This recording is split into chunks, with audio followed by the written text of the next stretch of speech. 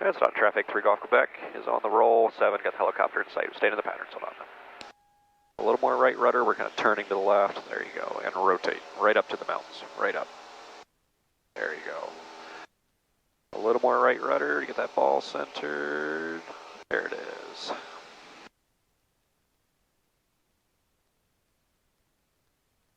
Up a little higher. Yeah. Right to that sight picture that you had. Right about there. I think that's pretty close. Just covering the mountains a little.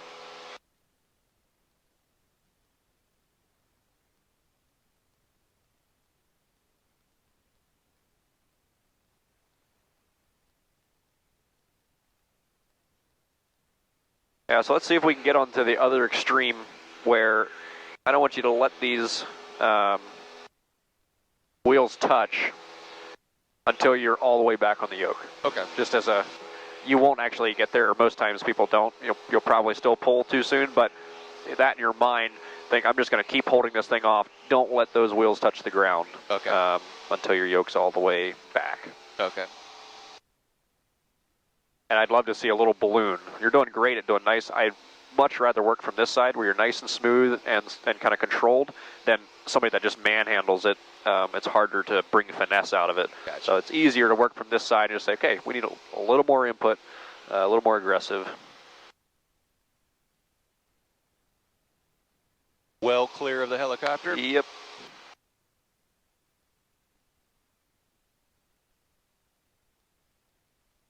So he's at our altitude, 2 miles south.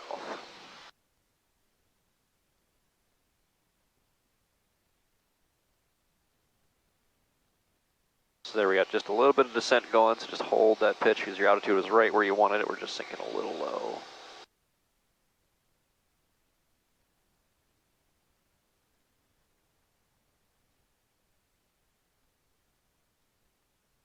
Gas, undercarriage, brakes are good. Carb heat here in a minute. You want carb heat now? You can do it whenever. It doesn't hurt anything. So basically, I just like to develop a habit of either doing it with a checklist or doing it right before you do your power setting adjustment. So there's not a hard and fast. It just needs to be in your regular routine. We'll go now. We can get it dialed in and accounted for. Sounds good.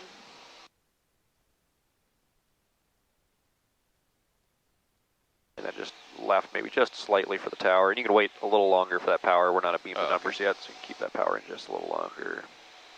Just so that we've been ending up slightly low, so don't necessarily want to pull it any earlier than we have been. There we go. Try that. That's good. 10 degrees. Okay. Hold that nose down. Good. And just a slight drop to keep the 80, so even a little bit more. Go.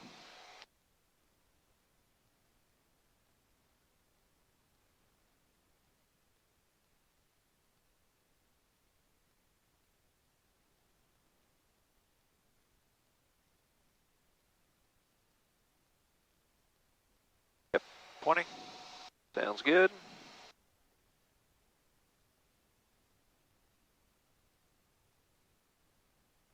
So turn in base, below 600 feet, out this far, I'd say we're probably a little on the low side. Okay.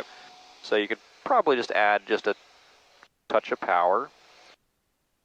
And then get yourself set up on final, stabilized at 60 with full flaps. And then we can make additional power adjustments as needed.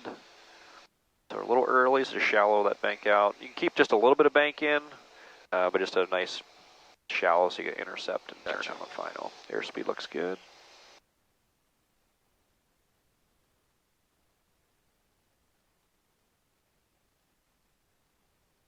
And now straighten it out. There you go.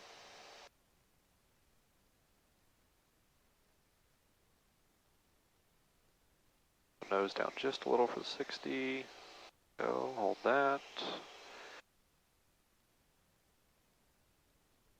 Keep it down. Starting to work back up. There you go. So we're just going to work at holding this thing off. We're tending to just settle right into the ground, so we're just going to don't let it land. Okay.